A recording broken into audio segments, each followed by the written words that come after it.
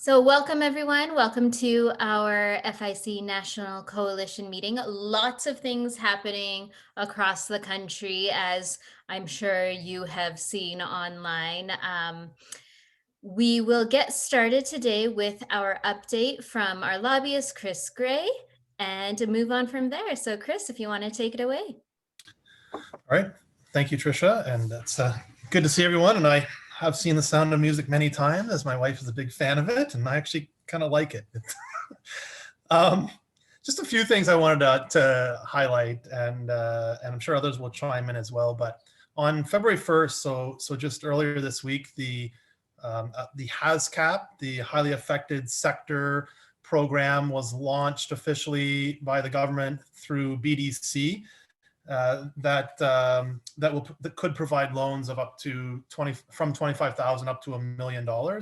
I will post in here a link to it if you have not seen it. After I'm done my update, I'll post that link to it. But I think Trisha, you had sent it around earlier as well. I'll let Sara speak to this at the appropriate time. But FIC did engage through Sara with Minister Freeland, the finance minister, directly. I guess I'll only maybe steal a bit in saying it was a great meeting from what I hear, but I'll let Sara input on that and some of the next steps that we are taking on that. On Monday, FIC will be meeting with the opposition health critic. So that's Michelle Rempel from Calgary. So that's Monday afternoon. The Finance Committee, which we put a submission into, and Scott was kind enough to make make an appearance on very short notice. I am anticipating their report to come out as early as this afternoon. So once that's out, I will circulate that for folks to take a look at, and hope that our recommendations made into that report.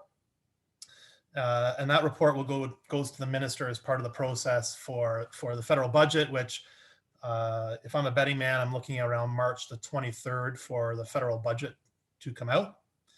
In tandem, the finance department is also conducting consultations, and I'll post a link here as well in a second. So any Canadian business, any Canadian individual can participate in this process. If you have a chance, I would encourage you at least to go through the questionnaire portion of the survey and provide input, because that will help us just to keep that ball rolling and keep the momentum rolling for fitness facilities across the country as we and just put some more weight behind us. So with that, I will take a pause, and I don't know, Trisha, if you wanted Sara to pipe in here or at a different time, but I'll let her speak to the minister's meeting. Yeah, perfect. Thank you, Chris. Yes, so Sara, please take it away. Sure. So I had the privilege of being invited to present to Minister Chrystia Freeland, who is the Deputy Prime Minister and the Minister of Finance, on proposing what an economic recovery plan would look like for the fitness industry. And not only was I excited that they realized that there needs to be an economic recovery plan for the fitness industry, but that I had a direct opportunity to speak with Minister Freeland. And the meeting went very well. She was lovely and asked me some great questions, and was very open and receptive to the pitch. What I specifically asked her, and this was, of course, in conjunction with the leadership team at FIC. I didn't just come up with this on my own, was that fitness memberships and services be included as a medical cost on people's taxes across Canada. And we really wanted to approach the Minister of Finance in that the fitness industry was not asking for massive bailouts or massive handouts to the businesses, but to truly put the power of the solution into every Canadian's hands, and to not make this a political issue and to not make this a socioeconomic issue, but to truly make this a humanity issue, that Canada has the opportunity to inspire a nation by by really being a global leader and including this in our taxes. And so Chris was nice enough to prep me for my meeting with Christia by letting me know that she is an avid cycler and has trained for half marathons. So I was able to really bring her in to have her understand the importance of physical activity. And I really believe that she was on side with that. Some of the really strong takeaways that she reflected back to me on our call was that our plan is highly specific. Our ask is not a big, broad, multi-million or billion-dollar ask. It doesn't require working groups and programs and things to be put together by the federal government. It's a program that's already in place. The medical cost tax incentive is already there. People are already using it. It's an infrastructure that exists. As the fitness industry, I reminded her that we are poised to support that should people be what's the word? Audited. Should people be audited? The fitness industry is in a position where we have receipts for all the payments. We know when people are coming and going from our facilities. We are in a position to support that initiative. And that a program like the prescription to get active is something that could really back up and align with the federal government actually activating this incentive. Again, Minister Freeland reflected back to me that, so again, very specific ask, which she really, really liked. I think I was the only person that literally said, we're asking for a change in this line item. And also that it's an immediate impact on our economy. She says it's very, very hard for her to find things that have that type of an impact, that we can make a change and that it's in the hands of Canadians and people can start using it right away, which obviously would benefit the fitness industry in a big way. Usually she's looking at things that have a 2, 3, maybe 5-year impact. Other than that, she just was very, very receptive to the idea. She said that she usually hears the same ideas presented to her over and over and over again. Transportation, highways, international trade. And she said this was, again, highly specific. And it was a new concept that she had never heard of. And so I do think that we made an impact with that, and that she will go away and remember that. So as a team, we have also been following up and making sure that we are putting that, continuing to kind of, in a very gentle and professional way, continue to put the pressure on Minister Freeland to move this forward and to keep it top of mind for her.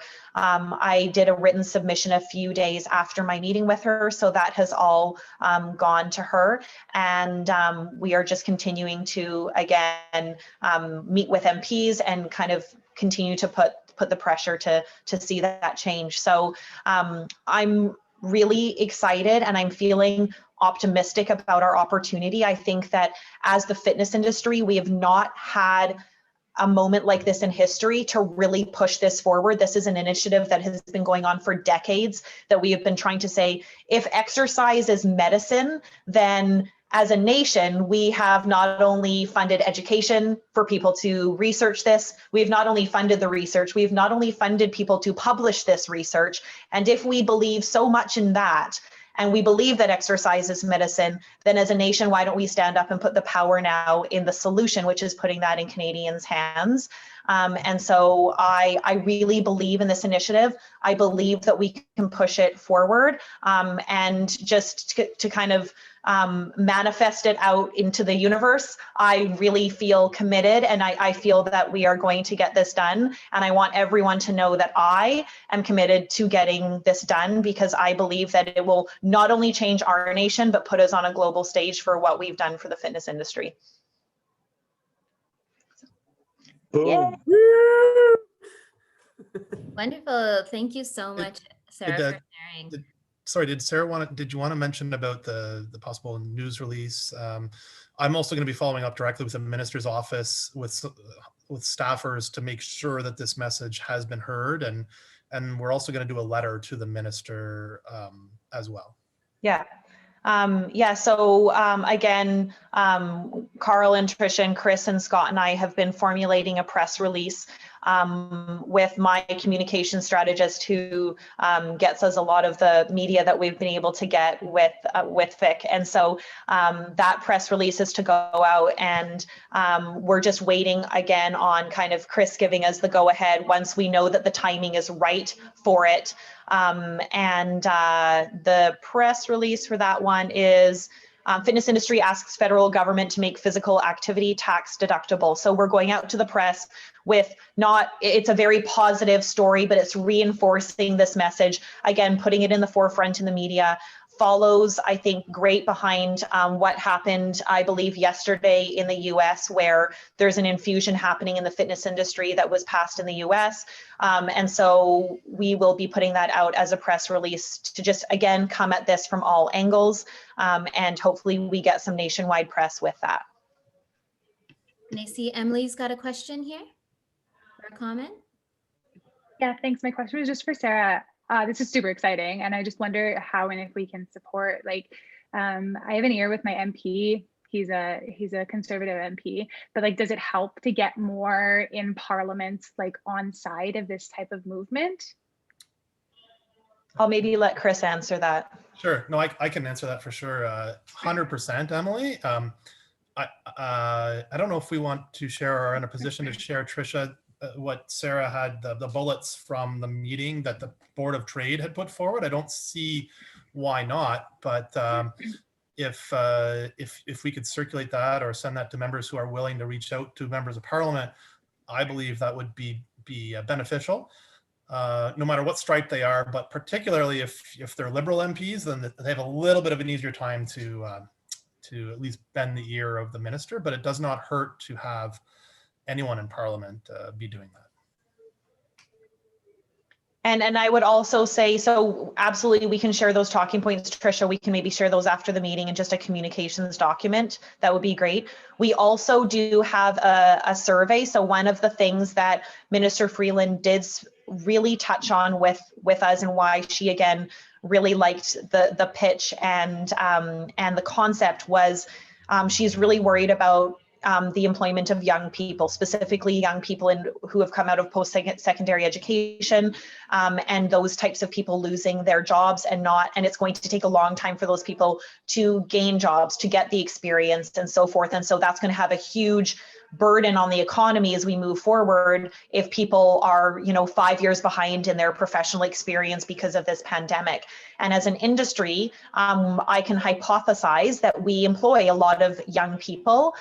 Carl told me that young people is anyone younger than you, like you as a person, anyone younger than us. But I think that according to this, we really want to look at people under the age of 30. So Trisha has put together an awesome survey. It's really important, and it would be powerful for us to go back to Minister Freeland with this information. We want to know, how many people do you employ 25 and under? How many people do you employ between 25 to 29? How many of those people have been laid off?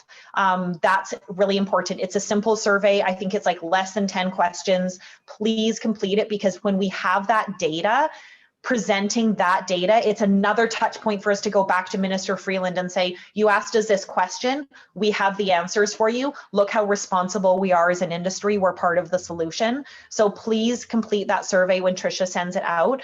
Another component of that survey is we often express our losses in the fitness industry as a percentage.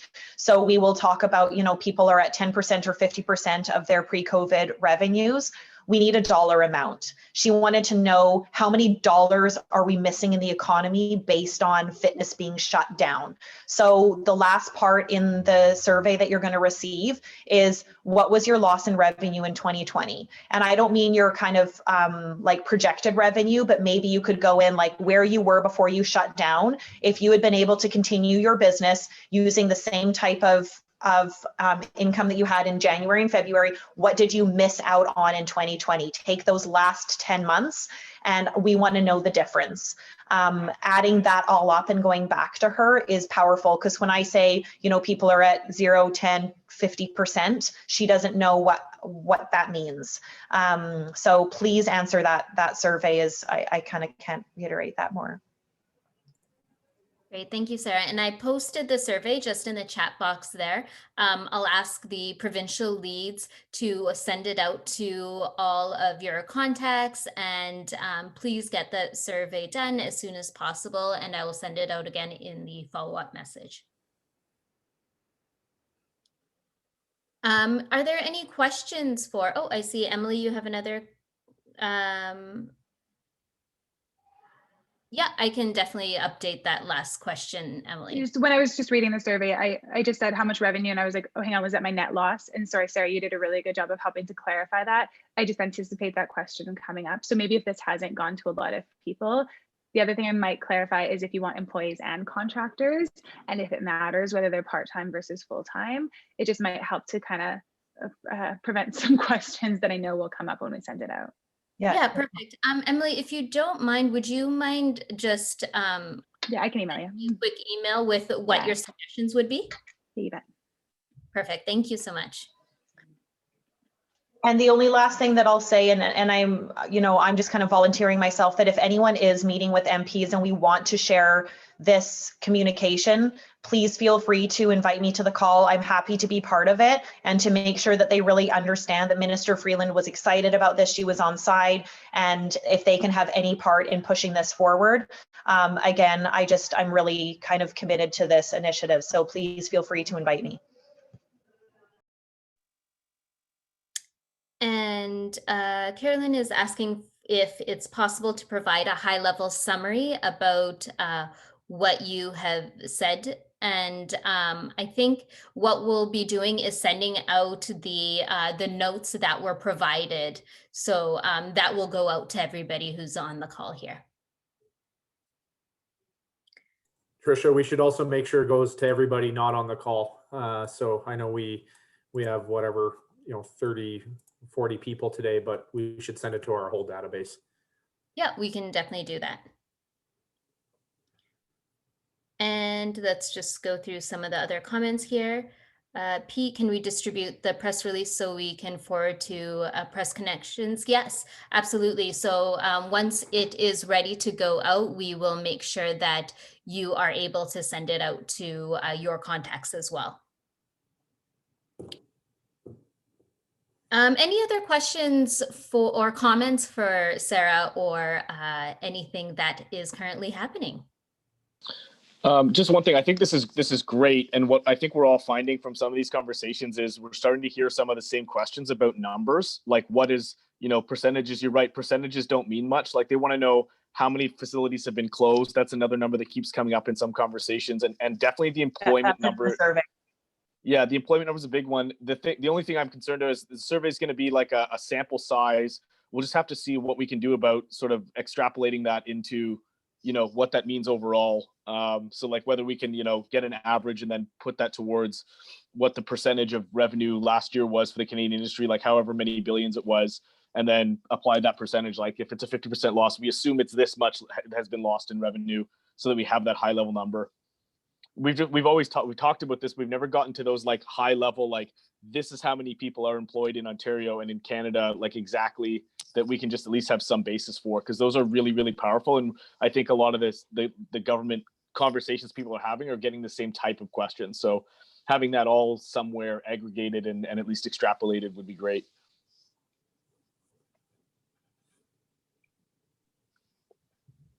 Okay, thanks, Nick. We can definitely work on that.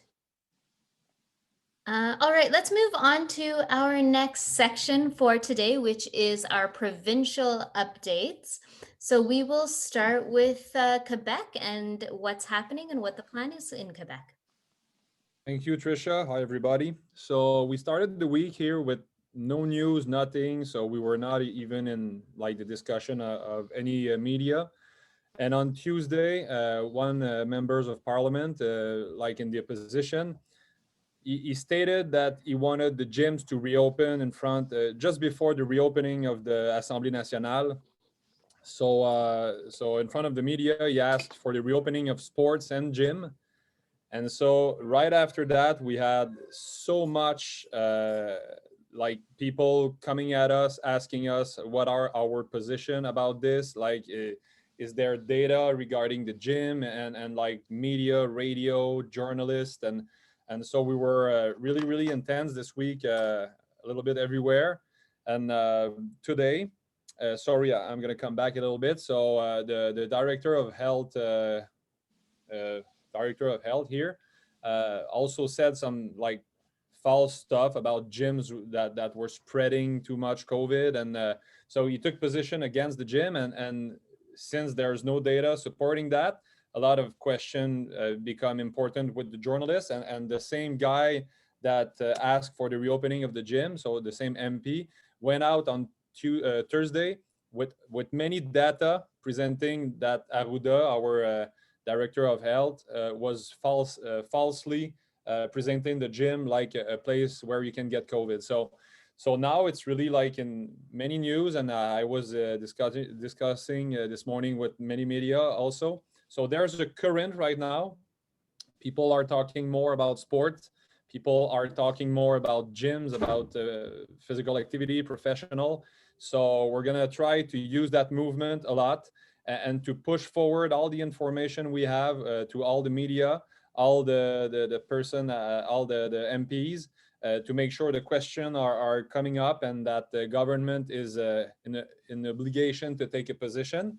And I had a discussion this morning with somebody that is close to the health director, and seems like he's changing his mind right now to maybe propose or allow the gyms to reopen in 2 weeks.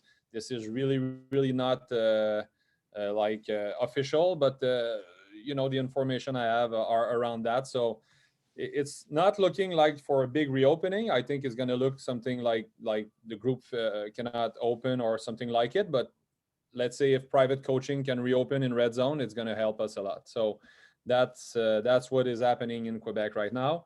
And just Carl, for you to know, yesterday Carl poked me a little bit about the numbers of members we have in the coalition here. So I sent 2,000 email today, Carl, just for you, buddy. So make sure you're focused, because my man, nice work. You are on a war, Nice work. you and me.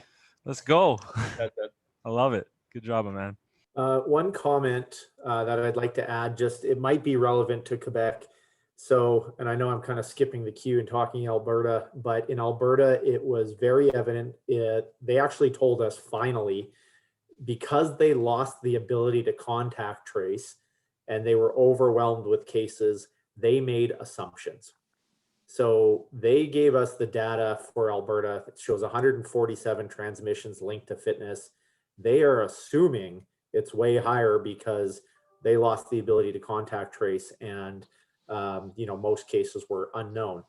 So they just shut down anything that had any groups of people coming together. So they finally told us that. And our rebuttal to that was, we haven't lost the ability to contact trace. Our industry has it built in. So I don't know if that'll help you in Quebec, but you know, when the director of health is making those comments about fitness is a risk, or et cetera, you know, what data are they using? And the chances are they're not using data. So just wanted to throw that out there. And this is what we bring up, Scott. We present all the data, and we presented also, because when Arruda said that there was nothing, so all the media were asking for data, and this is what the Parti Québécois asked like for data for what Arruda was stating, and we showed the data from the state of New York with the 20 million tests and the 0.006 and blah blah. So it's making people ask questions and just like, can we compare to this? Is it true? Like the gyms, we've been closed for 8 months out of 12 here. So, you know, it's not coming from us, and it's so easy to throw us under the bus. But we are going in the way you're presenting right now, to ask them to show us data.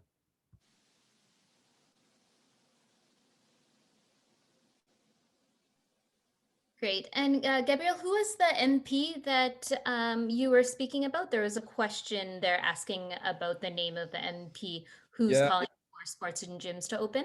it's the Parti Québécois, and it's the leader of Parti Québécois who is in the opposition. But I'm searching his name right now. He has a name like in French that long. Paul Saint-Pierre Plamondon. Paul Saint-Pierre Plamondon. Maybe we'll ask you to just pop that into the chat I'm there. gonna do that. And then there is a link that was provided by Carolyn about the just some more stats. It's a study that came out last year that I think we can all take a look at to see the safety of workouts. I At just the want to gym. take a sec to give some props to Gabriel. Saying he had a lot of media, we had a lot of media attention is one thing. How he handled it is another. Literally in one of the interviews, the interviewer said how lucky our industry was to have a spokesperson like Gabriel. And the journalist actually said that. So how everything was coherent, was clear, how the message comes out passionately yet rationally, makes it easy to understand, and really steps away from the assumptions. You're absolutely right, Scott. Arruda is going based on the assumption that you breathe harder, literally nothing, like no data whatsoever, just you breathe harder, therefore gyms aren't safe. And our premier said he would open the gyms, but public health is telling him not to. And so we've opened up this space where even amongst themselves, they're not agreeing on where gyms sit in all of this. And it's a great opportunity. And Gabriel, we sent him a preposterous amount of media interviews. I don't know if he ate or slept much this week, but it was an opportunity for us to jump in, and we were ready thanks to everything he had on hand. So merci, Gabriel. Thank you. And it's so amazing to have such passionate leaders. So thank you so much for being that for us. On that note, let's move on to Ontario. Sure. Just to kind of echo that point, I mean, we haven't seen it here in Ontario, but you're seeing it in different provinces. Like, there's a lot of real good questions now coming from the media on asking like the real good questions about data, like what are you basing it on? And that wall is starting to break down. Like, that's a really great example in Quebec. I know we've seen it happen in BC with Bonnie Henry signaling positively. Here, I've talked to a few people that are not out of other industries that are getting a little bit more traction in Ontario. And the key to them has been loading their media person who they know, who's an advocate on their side, with the right question that then puts forward on the spot, or puts that person on the spot. And so I think there's a real opportunity here, as the tide is really changing right now, to keep sort of pushing on that wall and getting the right people to ask the right questions, whether it's an MP or a press person. But on that note, here in Ontario, we actually had a very positive couple of first steps this week. For those who don't know, our government here is very far behind everybody else. They're just getting organized now in terms of getting engaged with industry and starting that conversation that I think was started months ago for other provinces. But at least we had one part of our group, a couple of members of our group, had a conversation with somebody from the innovation in the Premier's office, and then another group of us had a conversation with the Director of Stakeholder Relations on Tuesday. And so it seems like they've brought now him in to be kind of the traffic cop to organize industry and connect them with the right people in the Ontario government. So whoever is responsible for that portfolio, it's still not clear where fitness lies, whether we're in sort of sport and recreation, whether it's economic development, and whether it's health. But we had a very, very positive first meeting in terms of being able to, say that we're organized, say that we represent a broad coalition of different types of fitness businesses in Ontario. They asked us for basically a 2-pager to sum up, who we are, what we represent, and we didn't ask for anything specific in the meeting, just that we want to be a part of the conversation around, treating different types of activity differently in Ontario, having policies that can apply and that are viable for different types of fitness businesses, so that whether that comes to having the right spacing regulations, having a clear mandate about masks, how we can contact trace and keep things hygienically clean. So it was very, very positive that those two conversations had, and we now have the first kind of in, and it's nothing to sort of cheer about quite yet, but at least we feel like the conversation has been started with the government, and that when they are ready to start sitting down at the table, that if there is a seat for fitness, that we will have it. But it's just really an optimistic first start. There's still a lot of work to do to follow up with that letter. The group's kind of working together to organize that summary and send it along, and we're going to push pretty hard to try and make sure that we've got these follow-up calls each subsequent meeting. I think what was really interesting from our conversation is that he was very interested in. He was a big proponent of fitness himself, so that really helped. He felt very safe in the facility, so he could echo that sentiment, but he was very interested in what was happening in other jurisdictions as well. So Blake's kind of sentiment around, like, let's get it working in one place and have an example of it, and then we can put pressure on other places. Hearing that Alberta had a conversation that had, health and economic development and, the different stakeholders from the government all at one table with fitness as a template, he was going to try and take that back. So I think it's really good that we keep doing that work and sharing what's working in each province and having that as just sort of ready examples to present. And as each people get little traction in their own area, that they can really tangibly show, being able to take that and leverage it in our own jurisdiction. So a good first step here in Ontario to actually engaging the government, which is been the biggest challenge for us because we've had nothing for all these months.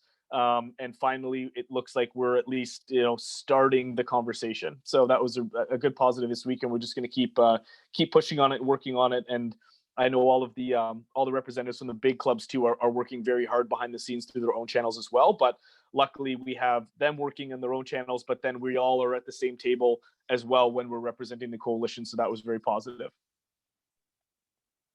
Thank you, Nick. And it's great to see that the Ontario Coalition team is getting together and launching things off. So congratulations on the team building there. Let's go to Manitoba. Hey everyone.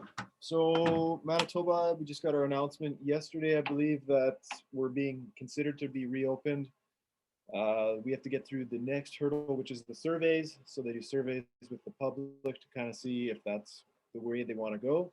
They've decided restaurants, gyms, tattoo parlors, and a couple other businesses are up for reopening at 25%. We just got clarification that it's going to be 25% for personal training only and open gym. So no group activities. That's group classes, spin, yoga, anything like that. We're just in the process of finishing a letter here, and I was just on the phone just a second ago. We're trying to really push for some clarity in terms of like, what are they trying to minimize by saying group is not allowed? Because what you're going to see is instead of having one instructor and 10 clients, you're going to have 10 instructors and 10 clients in the same room, which kind of defeats the purpose of minimizing the amount of contacts you have. So we're going to be trying to get clarity today. We have 3 MLAs willing to get a letter to the right people. Our last main letter after our little press release did get to the health minister, as well as a couple other ministers, but they just kind of give you the runaround. Again, I want to reiterate what Gabriel said and a little bit of what Nick said, that politicians really don't have the power we think they have. They talk like they have it, but it's public health who makes the decisions.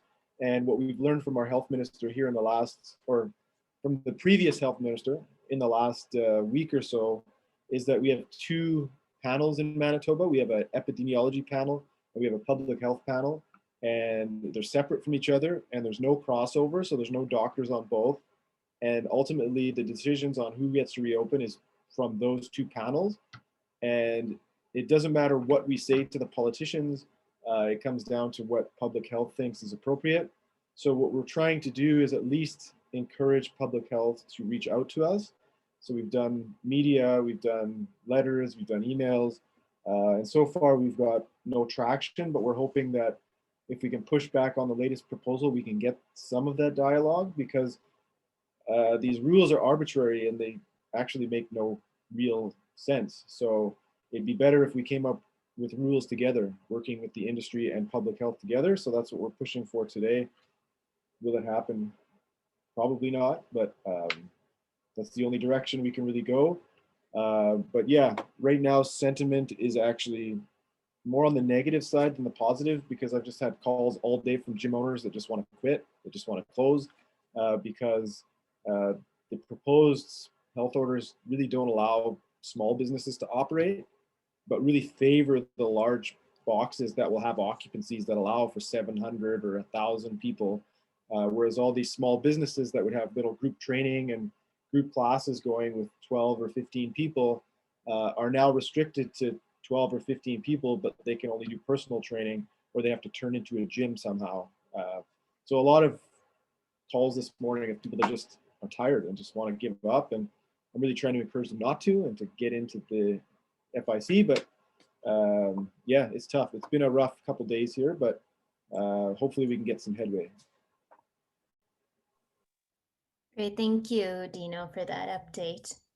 Let's go to Saskatchewan. Just before we move to Saskatchewan, Oh, sorry. Dino and anybody else, all others, Kate, anybody from Manitoba, one of the things I think we need to do is actually, because we've been asking for that seat at the table, the door's been slammed in our face, you know, how can we do it? Is a lobbyist a route to go? You know, seems like these personal connections to open up the door. Looks like we finally were able to open a door in Ontario. Is that something we need to actually invest in? And can we create a committee to actually search who the best lobbyist is? Quebec had some success early on with a lobbyist, because once we have that seat at the table, we could probably make an impact, but it seems like we can't get that seat. That's definitely an option. I've been working with John at the CFIB, who is a lobbyist, registered lobbyist, and he kind of gives me the same language that they really don't want to talk to lobbyists. But yeah, if FIC, if we can sit down and come up with a good candidate for that here in Manitoba, that might be the route to go. I don't know what that costs and if that's an option, but that's definitely something we can look to going forward for sure. I agree. Scott and Dino. Sorry, Kate, go ahead. That's okay. I was just going to say, I agree that it would be something to consider. It's very strange here. Like, they kind of put these ideas out and then they send a survey to the general public that is somewhat accessible. And then it's almost a popularity contest as to what gets open and what doesn't. And so I don't know if a lobbyist would help kind of centralize our message or set us apart from some of the other industries or whatever, but it would be an idea to consider for sure. Yeah, I was going to say we have one engaged in the province. So Good Life has one already that's been working to try to, very well connected individual that's been trying to get us a seat at the table, or to even see if there is a chance to have such an engagement. And he's been on the case now for us for a few weeks and hasn't been able to get anything. But as far as the quality of this individual, I think very highly of him and his connections. And, you know, I think his frustration is the same as our frustration. But if, you know, Dino, if you wanted to get together and chat about it, or Kate, we're happy to do that and kind of give you guys an update on where we're at with him. But yeah, we've been trying the same and we're not getting anywhere, but we're not giving up on that either. So if you want, just reach out to me.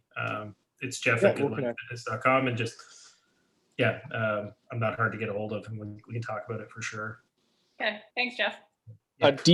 Dino, a couple of positive things that you might be able to spread the message to your people just to keep them going is, one, as you saw in Alberta and you're starting to see in other places, that the governments are starting to look at personal training separate from like open gyms, separate from Group X. And so in some cases, the signals have been that like personal training is going to be able to open ahead of other things potentially. So if they are smaller clubs and the personal training something they have on, there could be the potential they get that. So just make sure you like echo that message. And the other thing that's really important is the governments have been really clear that they're worried about small business. I know the Jeffs of the world and the Blakes of the big businesses are doing a lot of work there too, but the governments are very concerned about small business. So those small businesses have power and will have leverage when the time comes. So just encourage them to just know that like those two things are working in their favor. You've just got to like keep working ahead to hope the government changes. But that's it. You have a couple of good talking points there in other provinces that you can message off of. Perfect. Yeah, and Dino, I can connect you with Jeff to make sure the conversations get going. Wonderful. All right, let's go to Saskatchewan.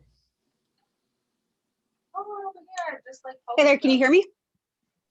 Yes, we can. Perfect.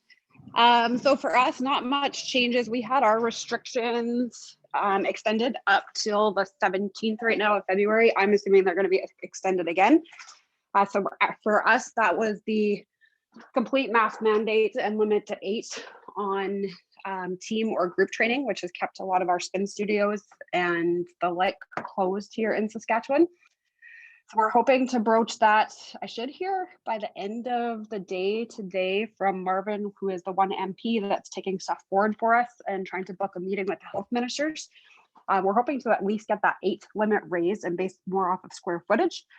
So we'll see where that goes. And really, other than that, no big update for us. We had the meeting with the NDP that I talked about in the meeting yesterday with the opposition that was taken very well.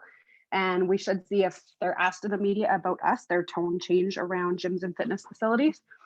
So we're just going to keep tracking. We'll get that meeting with the government here. Hopefully by the end of the day today, I'll hear about that. And hopefully we can get that 8 reduced and based on square footage so we can get some more facilities opened up. Gyms here too, I guess, are seeing about 10 to 20% of our memberships frozen based off of the masking mandate. So when they lift that, hopefully we'll see some of those people come back, but it is holding people back from coming into facilities. Okay, thank you, Jolene, for that update. On an FIC front, is there any support that you are looking for and how we can help? No, we're good. We're good. We've put the letters in and now we're just waiting to hear back from the government. Perfect. Thank you so much for that update. Let's go to Alberta then, and Alberta has had a big week. Emily? Yeah, sure. We have had a big week. So last Friday, we got like a bit of a whoosh because the pre-announcement was gyms are opening, and then the actual announcement was it was personal training only. So it was like a lot of excitement and then like a lot of letdown. The good news of that was we were already planning to launch our Save Fitness AB campaign on Monday.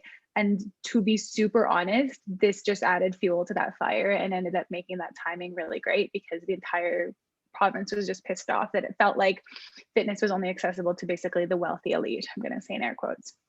So we rallied the troops. On Tuesday, we launched our website and our video, which hopefully most of you have seen. And then by a suggestion from Sara, I was like, let's try to have a press conference and see what happens. So Scott and I, as well as Andrew from YYC and YAG Cycle, like got together. I was like, people come to a press conference, having no idea if anybody would show up. And they did. And CBC live streamed it. And we've been exploding like yesterday and today, the last 24 hours. Like my phone won't stop bleeping. I got a really big feature in the Calgary Herald today, which was super cool. So, and actually the majority of the public rhetoric and commentary is really positive. Like there's always a few trolls. I think Scott got one today. Sorry, Scott, but there's always a few haters. But, you know, it seems like we've really done a decent job of getting the public behind us. That's the outside perspective. On the inside, and of course, Dr. Hinshaw was asked about it in her press conference last night and says the same old bullshit she always says.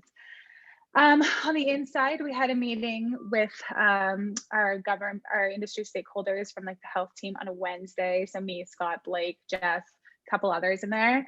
And it was kind of weird because they actually thought they were doing us a favor. They're like, we let Alberta go in phase 1. We let fitness go in phase 1. And we're like, but you actually didn't help most Albertans and you didn't help most businesses, which was kind of, we're like, and they're like, cool, what do you want to happen next? Like, what should step 2 look like? And we're like, we told you. So those conversations remain like a little bit confusing and sticky, I guess. And so Scott has like, we have a follow-up that's supposed to be booked within the next week to supposedly give them guidance. But I think we're really still struggling with this perception, like public health and the viral experts just know that heavy breathing causes issues. And so we're struggling, I guess, to break through that messaging from the inside, which is why we're trying to apply this like outward public and political pressure and see if we get anywhere with that. besides that, I think that's it. Andrew got a call from the head of a hospitality organization. They said they had a lot of success with restaurants and with the MLA letters. So I think we should kind of double down on a strategy for that. We do know they can't just be single form letters that everybody sends the same thing. Like it has to be direct to your individual MLA and specific and personal. So we're going to double down on that. In Alberta, we got like a 1-2 punch. So the punch 2 is starting next week, and that's going to be a mental health campaign. So that's asking our members to share their stories of how fitness has aided their mental health, to make the story not just about small businesses in financial distress, but really about like how Albertans and Canadians need fitness for their health. Working title for that one is going to be The Heart is a Muscle Too, and kind of playing into February for that. So hoping to get more attention, more media, just like keep our voices strong. But the back end stuff, I still don't know. Our earliest next step is going to be what, March 1st. We don't know what that is yet. I also anticipate that it's probably going to be open gym only, which is going to leave not dissimilar from what you guys just said in Saskatchewan and Manitoba. Like it's going to leave the boutiques and the spin studios and the small group fitness places kind of in the dust and with less strength, because now fitness will be open. So I'm honestly fearful of that, but excited by our overall momentum right now. Scott, is there anything I missed? Just that the Office of JEI, so Jobs, Economy and Innovation, have actually reached out to ask for specific tangible examples of the costs being incurred by operators. So we did a survey, we sent them the survey results. So there really does seem to be an intention on their part to actually potentially come up with some sort of subsidy or grant or something. It was supposed to be announced on Wednesday, and then it wasn't announced. And then they asked us for this information. So that's interesting.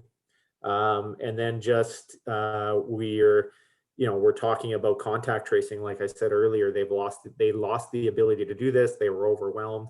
So our message is that as an industry, we have this information.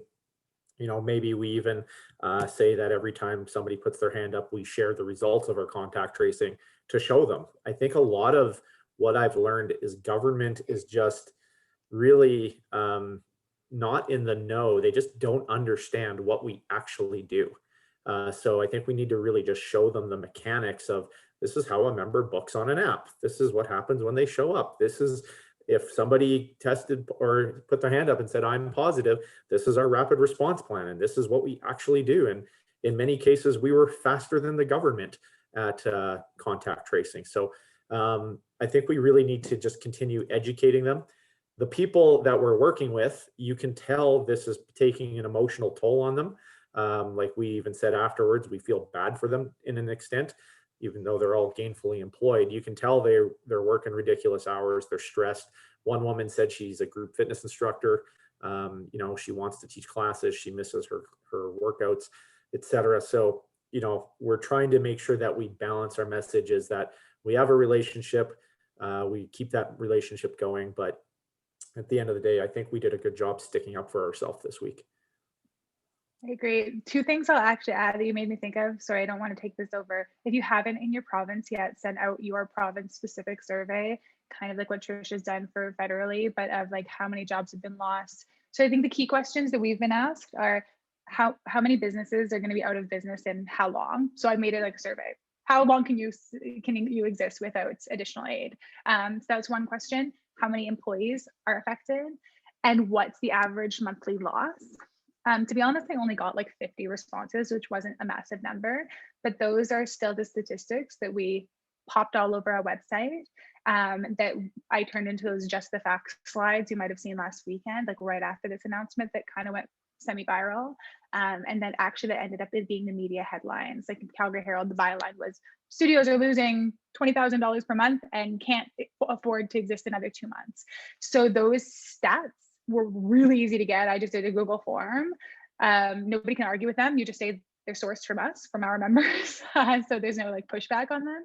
And they've become powerful tools to turn into graphics and talking points and media points. So if you haven't done that yet, I would suggest that. Yeah, and you can actually check that out at on their Instagram page for Alberta at Save Alberta, or is it Save Fitness AB? Yeah, that's right. Yeah. So yeah, taking a look at those images and being able to use that to support throughout your provinces. It was a great campaign. Thanks. Let's go to BC. All right, thank you, Trish.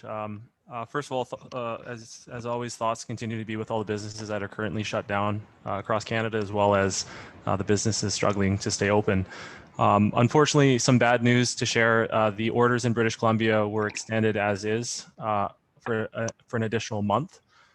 So unfortunately, our fight continues to reopen high intensity group fitness. So sorry to all the businesses in British Columbia that remain closed or open in a different format, but that's the news that just came down the wire here about 10 minutes ago. In British Columbia, cases remain level around 400 to 500 cases a day, around 300 hospitalizations on a daily basis in British Columbia. It remains around that number. The current order I wrote down is expected to be extended and was for another month. That means that gyms remain open, low intensity group remains open, and high intensity group unfortunately remains closed. We expect a follow-up meeting. Sara and I have a follow-up meeting for next week with public health to identify exactly why they were not comfortable reopening high intensity group fitness. The two positions that seem to be affecting them, one is what we've been preaching in BC quite a bit, is public opinion on high intensity group fitness. And then two is the unknowns. I think Scott or somebody was talking about, they just don't know. So if they don't know, they can't identify whether or not they should open up or not. So like you guys are talking about the increased breathing and all that, they just don't know. So their position is, if we don't know, we know that in gyms, there's no transmissions. We don't know in high intensity group that there's no transmissions.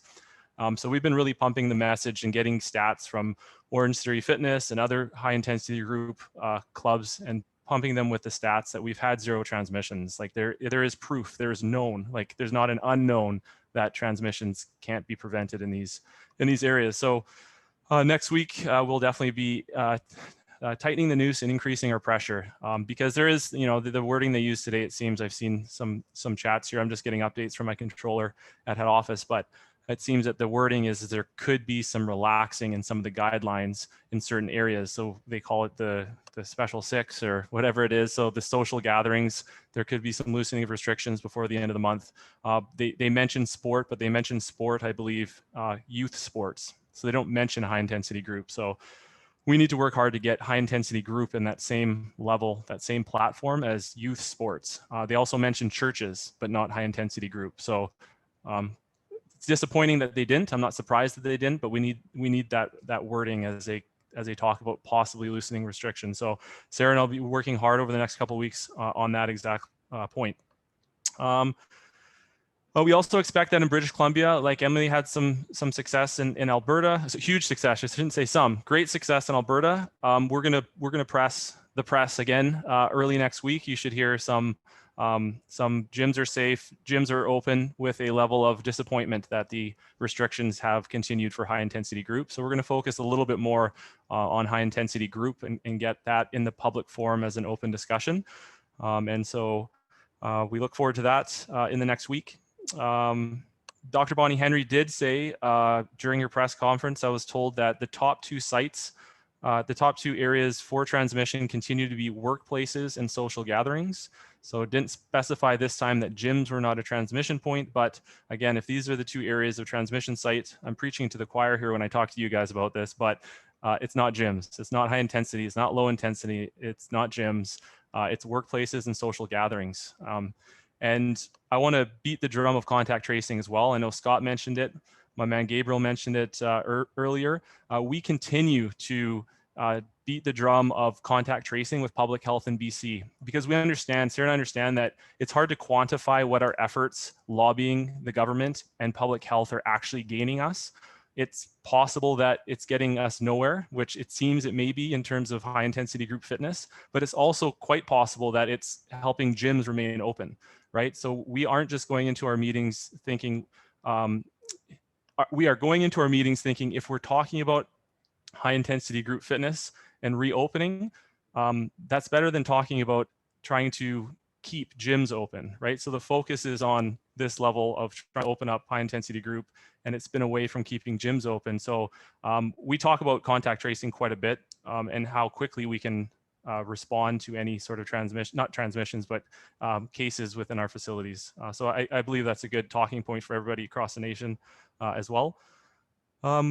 Also, I'll update you that we've begun some initial conversations and relationship building, for lack of better words, with the US Fitness Coalition. So they reached out to Sara and I in British Columbia. They've heard about some successes that the FIC has had. And so we're going to tread lightly as we get to know more about the group in America there, and see if there's anything that we can sort of share or collaborate on, share ideas and initiatives that have worked for them and worked for us. But again, it's just a relationship building phase. We don't know too much about them, who's running the group, what their values are, how their decisions are made, and what they're working towards. So we'll update you further on that as we get to know them a little bit better and see if it would be a good working relationship, a sharing of information, or where it goes there.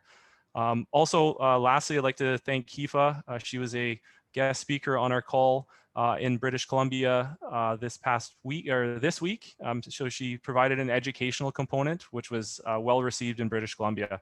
So thank you, Kifa, for always supporting us. I know in other provinces, but also in BC. We appreciate you. Thank you so much, Carl, for that update. The last thing we want to be able to discuss today is the fact that it was, and it is currently, National Health and Fitness Winter Week. So I'll pass it to Nathalie to speak about that a little bit. I just wanted to say congratulations to everybody that's been participating in it, and a huge thank you to Mo and the team at CanFit Pro that put together exercises that are accessible to everyone in every single province, amongst everything we're all trying to figure out right now. But every single suggested activity of every single day, no matter curfew or not, confinement or not, was available to families to be able to get outside and do something during the winter. And I think we need to remember the balance in everything we do that is lobbying and government relations, that the public relations side needs to see that even when we are closed, what we are doing is supporting the health and fitness of Canadians along the way. And so if you do catch any of that, FIC is posting a ton of stuff every day. A lot of things are available through Nick's app. So thank you so much to Trainer Plus for positioning us and allowing people to go there and do fun things and find out where the trails are and the parks are and all of that kind of stuff that helps us be, again, not just about a come to my facility and give me money, but we are taking care of your health better than anybody else. That's us. We're here for you to support you in that. So the PR effort there is really important. So you'll find it on CanFit Pro's website, you'll find, and social media, you'll find it on FIC's website and social media. I think today walking, jogging, walking. I'm trying to remember. I just keep reposting them in both French and English. So we did it bilingual and we did it fast. Remind me, Mo, what was today? The hiking, enjoying a trail for a hike. That's what it was. A hike is around the block. Yeah, so you've got two exactly. You've got 2 more days, videos everywhere, just to get people moving, because those people might very well be the ones that make the difference in our survival upon relaunch. The ones that are now realizing how important movement and health and fitness is to them. So let's encourage them. Let's just repost, reshare, get on it, take some photos, post photos of your clients and members that are doing it, and keep that fire alive of how critical what we do is for people's health and lives. So thanks, Mo, thanks, Nick, and thanks everybody that worked so hard to get a whole week going in like a month. And now we're ready for National Health and Fitness Day.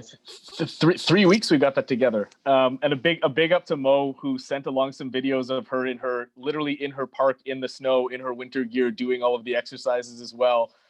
So those are in the app, but we're also trying to get those out on social, and I think CanFit Pro has them now too. So some videos for tomorrow is Sweat Saturday, so it's got some like sport-based types of exercises related to winter sports that are really fun. And Mo in her full winter gear in the park doing them in the snow. So if everyone can share that stuff and keep the message going, it's been a very positive week so far.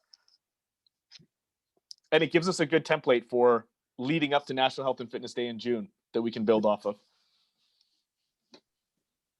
Yeah, so thank you so much for everybody who has been working so hard on this and you know what, really bringing recognition to what our industry stands for. And that's really what it's about, especially in a time of struggle. So it's nice to have a little bit of a boost there. So yeah, and that wraps up today's meeting. So thank you all for attending today. I will send out all the materials that we discussed, and we will see you all very, very soon. And feel free to connect with me at any time. Thanks, everyone.